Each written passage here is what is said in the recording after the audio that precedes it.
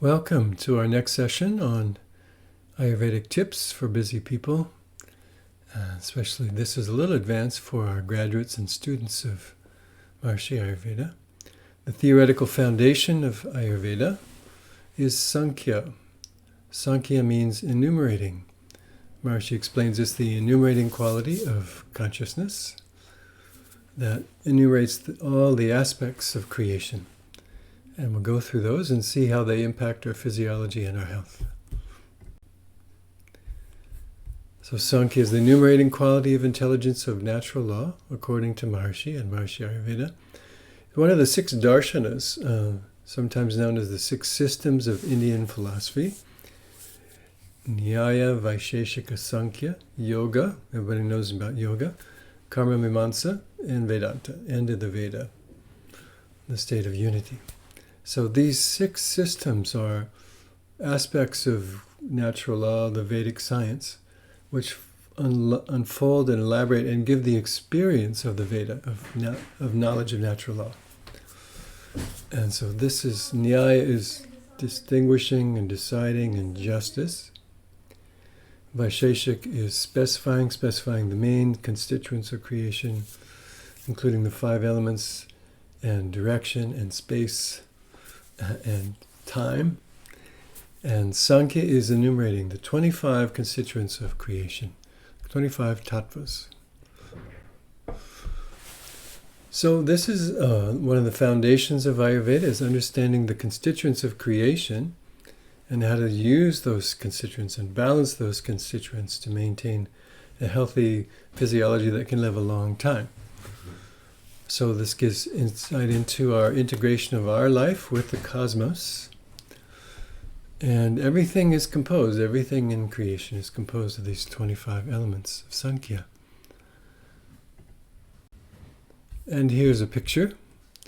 Starts off with the unmanifest, avyakta, 25 basics. So Purusha is silence, the feel of silence in the ocean of consciousness. We know when we transcend, we experience silence. And Prakriti is dynamism. It's nature. It's the dynamic nature contained within that infinite silence. We'll go through all these in detail. Then next, from that reverberation of consciousness, silence and dynamism, we have Mahat, cosmic will, the impetus for creation, the impulse, the natural, spontaneous impulse of creative intelligence to create, unbounded awareness, that cosmic intelligence, some impetus for motion, for expression, cosmic will, and always in the evolutionary direction.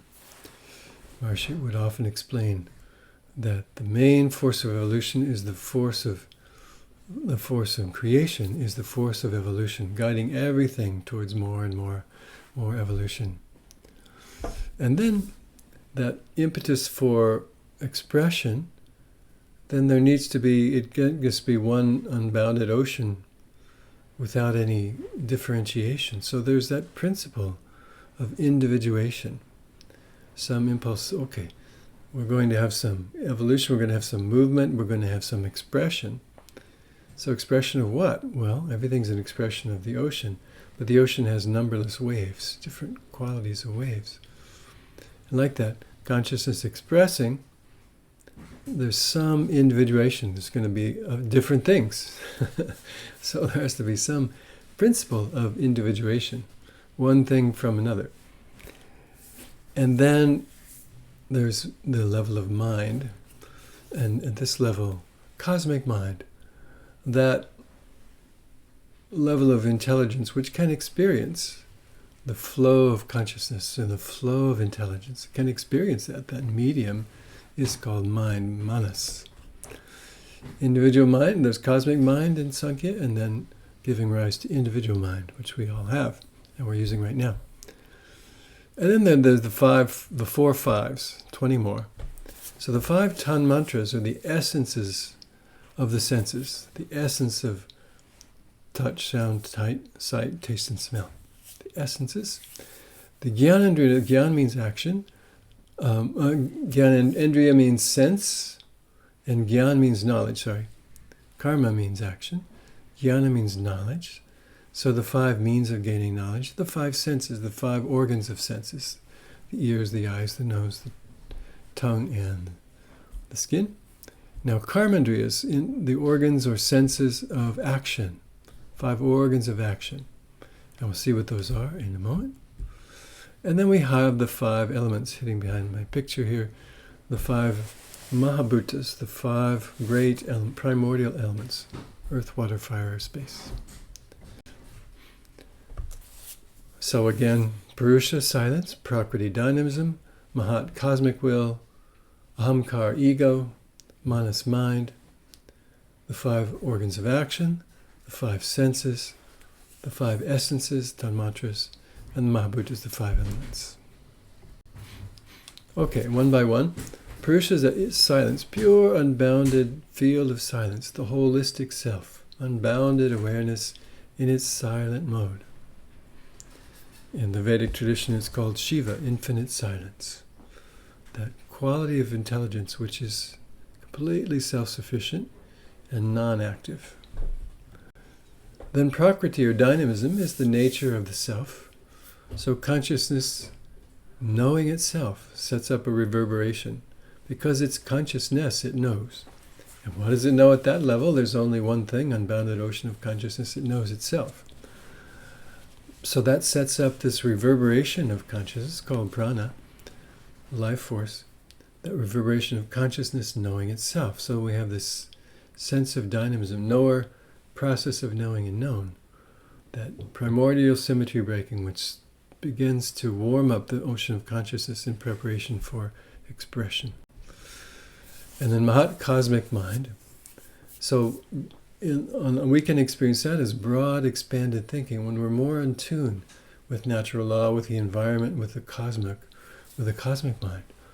That experience of transcendence gives us that experience of being in touch with cosmic intelligence, the home of all the laws of nature in the ocean of consciousness. So Mahat. Ahamkar is the sense of individuality, individuation, sense of self. We all have a sense of self. Everything has some sense of self, whether it's conscious or unconscious. But that's the principle of individuation. Manas, then, individual mind, the thinking mind, experiencing, assessing, evaluating, perceiving, and processing, having thoughts. Now the Jnanendriyas are the senses. Jnana is sense, the organs of sense, modalities of sensation, of hearing, touch, sight, taste, and smell. And those organs, those affiliated organs, are the Jnanendriyas. Because it's how we gain knowledge, through these 5 senses, which are correlated to the 5 elements we'll get to. Next is the Karmandriyas, the organs of action. They refer to, in Dr. Nader's discovery, they refer to the neuronal activity modulating action. So the Karmandriyas then are the tongue for speech and taste, so that's one organ of action and also sense. The hands, lots of action there. The feet, lots of action there. And the organs of excretion and reproduction. So 5 main organs of action in human life. And now the tanmatras, the essences. Maharishi explains that the reverberations of consciousness begin to solidify and come to the level where they can be experienced by the senses. So the principal underlying expressions or qualities underlying all material expression, the principles. So the space, the abstract arena, so it's essence of hearing. The gaseous state is essence of touch. Heat and light, fire, light, sight, essence of sight. Fluidity is the essence of taste. We taste through the media of the liquid. If the tongue is dry, we don't taste anything. And solidity is the essence of smell. The particles, even though floating in air, there's some quality where you can smell the earth in the springtime. That solidity of earth is what stimulates the sense of smell. Interesting, that's the medium for the sense of smell. So the 5 tanmatras, the essence of senses, related to the 5 elements, which are next. Primordial elements, space, the abstract arena, air is basically the flow or movement in space. Fire is the principle of heat and transformation. Water is the principle of flow and liquidity, and earth is solidity, the heaviest element. So Maharishi once described how we get these 5 elements from consciousness. So consciousness, being conscious, knows itself. It has the knowing ability. And what does it know in that ocean of consciousness? Only itself, conscious knowing self. But that sets up the concept of 3, knower, process of knowing and known. I am knowing myself. And so just that concept of 3 and 1 starts consciousness reverberating. And if we have one thing and then another thing, that creates the concept, the essence, the concept of space. Okay, there's one thing and there's another thing, and if they have any individuality, then there may be some space between them. So the sense of space is born there, consciousness knowing itself. And then if there's one thing and another thing and space in between, then there can be communication or movement between them. And that movement is the principle of air, like the wind, beginning principle of movement. That's the essence of air. And then when you have movement, this dynamism, can create some friction. And that friction is the birth of heat or fire, or the principle of fire and heat. And then that flow further solidifies and cools, but it's still moving and flowing, but it's more dense, more solidified, more congealed, and that the principle of flow, which is water. And then all these elements begin to congeal more completely, more densely, and then you get the principle of solidity, or the principle of earth, solid structure, like that. But all within and from the ocean of consciousness. Now, Dr. Tony Nader, who's president of Maharishi International University as of last year, his research on Vedic and human physiology, working with Maharishi, discovered this enumerating quality of Sankhya, how it expresses in the physiology as the number and types of neuronal activity. So Sankhya means enumerating. So we'll look at that. In the nervous system, at the neuronal level, every experience reduces to a set of numbers. And how does that work? Well, the firing of neuron, remember they have a nerve cell, and then an axon, and then the presynaptic bulb at the end of the axon, and it's the end of the nerve. And it has neurotransmitters in it that can go across the synaptic gap and merge with receptors on the receiving end of a dendrite of the next neuron. So that message is sent along. But the firing of the neuron depends on the addition or specific number of excitatory and inhibitory inputs, or silence and dynamism, coming from that cell. That cell has many receptors itself, and it's receiving information that is processed in the cell nucleus, and then the action potential is generated at the synaptic bulb, down the axon, and to this presynaptic bulb here. This is the presynaptic cell, the neurotransmitters. So if the signal is to go on, the cell has to receive a certain number, or this synaptic gap has to receive a certain number of inputs or action potentials. So the number and frequency of inputs to the neuron determines whether it will propagate an action potential or whether it remains silent. So you see some impulses here, and they come down the axon and stimulate the release of these neurotransmitters, and the signal goes on. But it doesn't continue on unless it has a sufficient number or sufficient power of inputs. So the numbering, it matters at this level. So the number of neuronal firings, which in different combinations, determines the information to be carried to the next synaptic gaps. From the interaction in the gap, everything manifests. So the number is what determines the information for all of our functions. the number of receptors and number of activated receptors that induce specific responses of any cell in the body and determine what the information is relayed to the DNA in the center of the cell. So these numbers control and modulate the activities of the whole physiology. Interesting.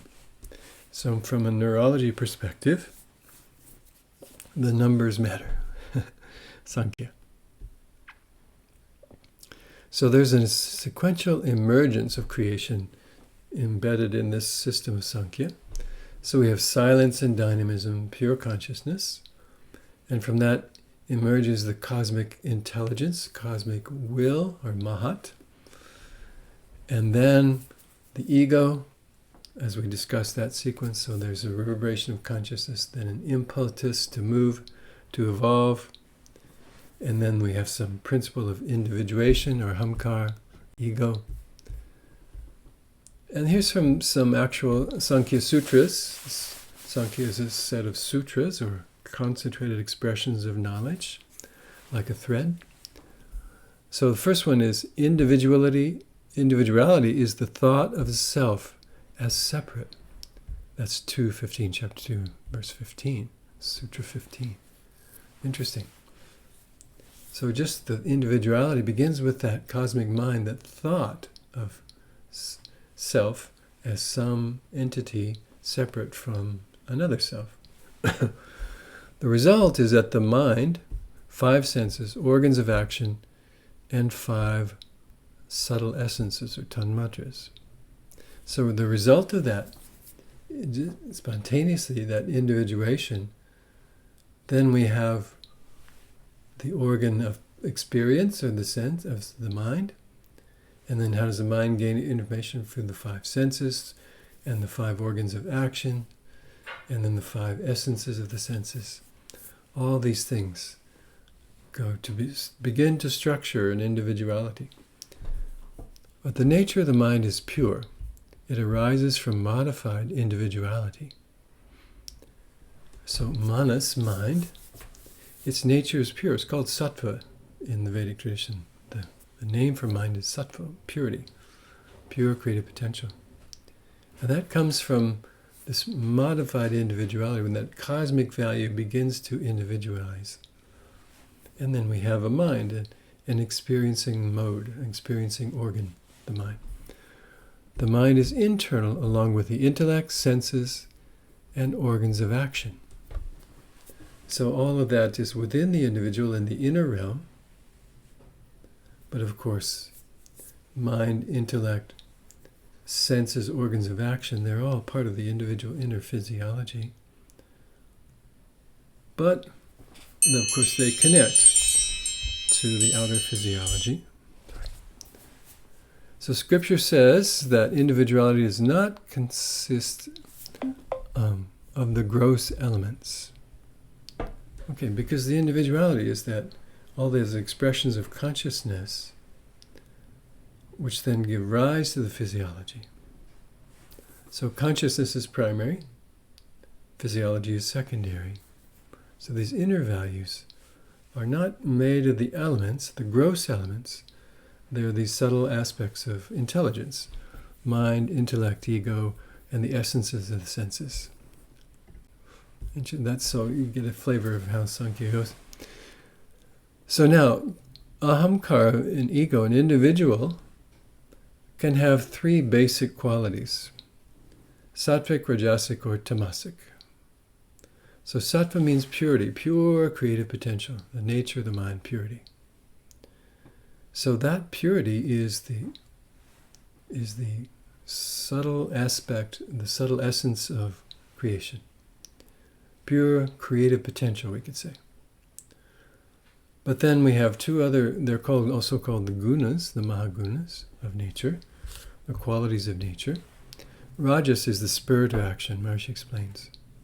For any evolution or any movement, there has to be some spur to action, some impulse for action, and that's rajas. And then on the other side, we have the impulse to stop, to check or retard, and that's tamas, the quality of intelligence of tamas. So pure creative potential, impulse to move, and impulse to stop. And a simple example Maharishi often gives is, you have a rosebud, and it has the potential to bloom in its own nature, and that purity, but it needs some spur. So the rajas spurs the bud to open up and blossom into the fully blossomed rose. But then it doesn't very quickly go ahead and wilt. Hopefully, you want it to stay a while. So tamas stops the process of unfoldment and holds it for a while. And so then you get to enjoy that state of a real steady state for a while. So that's tamas's agency. But then of course it continues to evolve, and it's the nature of the flower to produce a seed, and then the petals drop, and then the seed gives rise to the next plant, and like that. The process of evolution. So any evolutionary process requires these three gunas, these qualities. But sattva again is purity, rajas is movement, and tamas is stop. So from sattva, we get the mind and the indriyas, the organs of action and the organs of sense. They're all more sattvic by nature. Now rajas are the tanmatras, those essences of senses, those essences of dynamic qualities of experience. And then tamas, the most manifest, the mahabhutas, that's the most gross, the most manifest. And that gives rise to the material creation. So those are the most solid, slower moving, nice flexible kind of structures, the actual physical structures of the elements. So they're more from the tamasic side. So they slow things down a bit. Mind is very quick. Maharishi said, if you think of the moon is instantly affected. Think about that. It travels all that distance with no time lag. It's instant. So that's how subtle and quick the mind is. Now what then we think about going to the moon and doing the activity to get there, and it's quite a lot, quite a lot more. And there's a lot of, some resistance to getting there. You have to overcome the Earth's atmosphere, and so there's some tamasic values and so on. Anyway, just tonight, just an illustration there. All right. So categories according to the three gunas. So sattva we saw is mind, the karmandriyas, the organs of action, the hands and feet and tongue and so forth. And the jnanandriyas, the sense organs, the eyes, ears, nose, the organs of sense. And from rajas we have the tanmatras, the essences of the sense, the principle of solidity, the principle of movement, of heat and so forth. And from tamas we get the mahabhutas, the elements. All right, now manas or mind. Manas has predominance of one of the three gunas, so the mind, the individual can be sattvic, rajasic, or tamasic, and the mind also. So a mind that's more sattvic has purity, more self-sufficiency, more towards wisdom, towards virtuous acts, high sattva, high purity. And we assess that actually in an AyurVeda consultation. And also more stability, more steadfastness. They can bear even strong diseases. A sattvic person, a sattvic mind, it doesn't affect them that much, even if they have quite a strong disease. Rajasic mind is more unsettled, excited, more movement, not able to settle down, always moving. That spur to action. Maybe unsatisfied and always looking, searching. And tamasic mind can be more dull, lethargic, or towards ignorance. It's just slower moving and not so interested like that. So sattva, rajas, and tamas in the mind. Now the mental doshas. Remember, the doshas are the governing principles of intelligence, but they're also that which can become imbalanced, is the definition of the word dosha. That which can become out of balance. So the mental doshas are rajas and tamas. Because sattva is purity, it can never become a dosha or become imbalanced because it's just purity. So that doesn't become, it can become less, but that doesn't change the quality of sattva, which is purity. So mental doshas are rajas and tamas. Physical doshas we know are vata, pitta, kapha. Mental doshas, rajas and tamas. All right. So all of this indicates that the individual is cosmic. The individual is made of the same stuff as the cosmos. An individual can connect to that cosmic mind, cosmic intelligence through transcending. So the expression is yata pinde tata brahmande. As is the individual, so is the cosmos. The individual is cosmic. And so by nature, one can transcend, one can get to that ocean of consciousness with that simple practice of TM. And everything is made there of these 5 elements, as we've seen. The cosmos and the physiology, both composed of space, air, fire, water, and earth.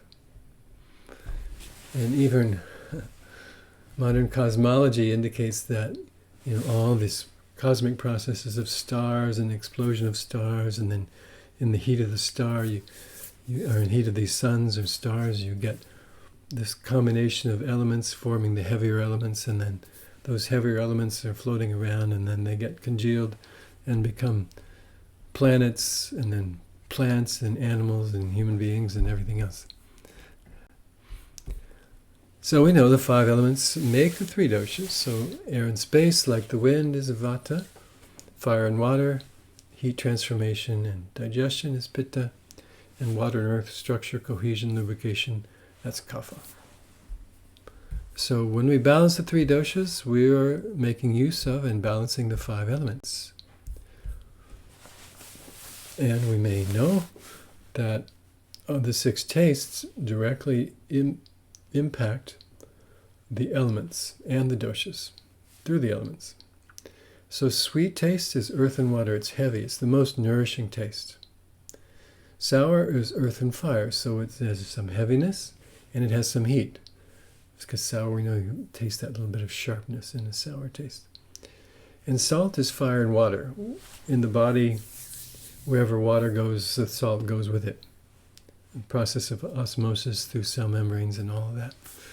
So salt is fire and water. Pungent, hot, spicy taste is fire and air. So it's light. So pungent, even though it's warm, it increases vata, because it has air. The last 3 tastes all have air, so they all increase vata and decrease kapha. And bitter is air and space. So it's the lightest element, so it dries out quickly, really increases vata, and it pacifies pitta very well, because it's cool and drying. And then astringent is air and earth. Astringent is beans, basically pulses and things like persimmons and turmeric. And so that also dries out and stops the flow in the body. All of these have different healing properties, but astringent can heal wounds and skin, resistant skin disorders like that. So now we know, sweet, sour, and salt all have earth or water. So they're heavy, so they pacify vata, increase kapha. Pungent, bitter, and astringent all have air, so they're light, so they increase vata and pacify kapha. And in the red, sour, salty, and pungent, they all have fire, so they all increase pitta. And that's how it works. Okay.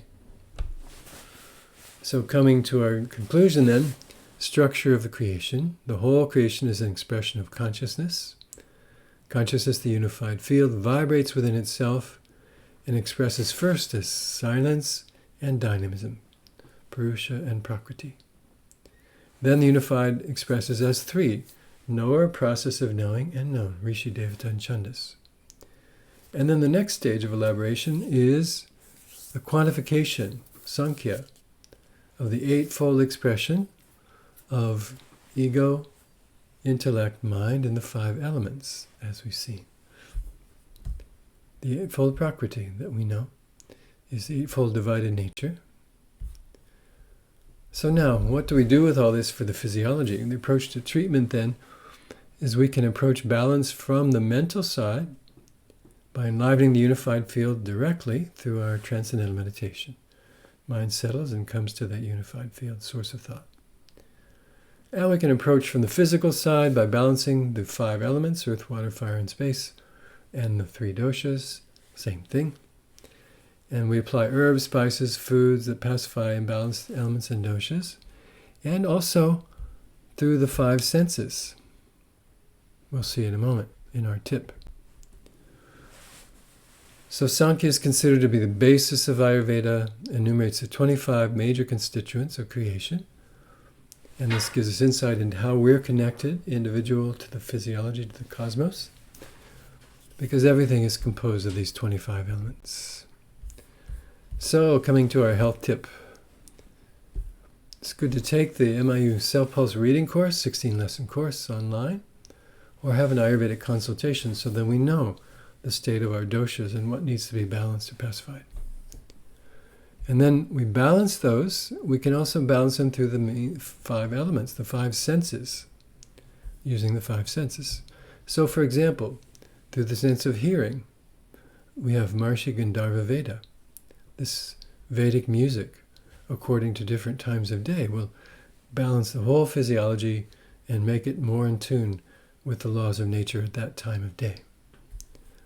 Through the sense of touch, we have massage therapy, also marma therapy, but massage therapy, a daily oil massage, especially for Vata people or Vata Pitta people, or dry massage for a Kapha person, can be very balancing.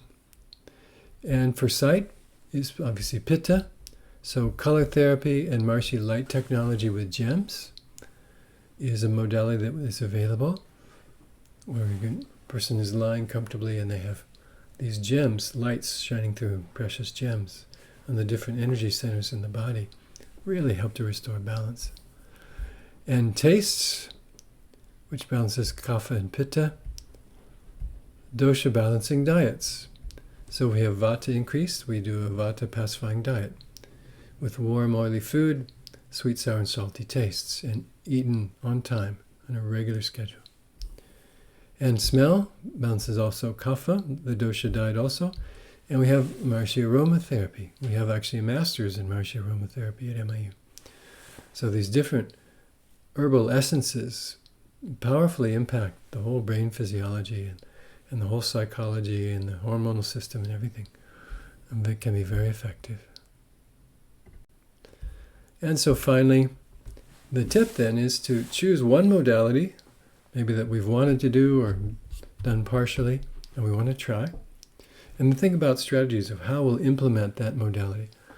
Okay, so I want to add aromatherapy. Okay, so I need to find out what are the strategies. I need to find out which dosha I want to balance. I need to find out where to get the aromatherapy and talk to somebody who knows about aromatherapy.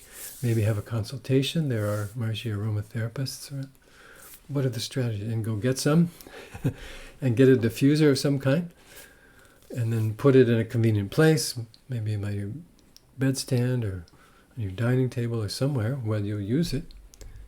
And then practice for a week, each day. Try the aromas. A few minutes each day even. Or a few hours each day if you have it by your bedside. And then start to record that week your experiences in your journal. Well, I had this aroma and I had this experience. I tried this aroma and I had a different experience. It helped me sleep, or it made me feel more calm, or I felt happy, or it brought up some memories, or whatever. Influenced my meditation in some way. And so record those in your journal.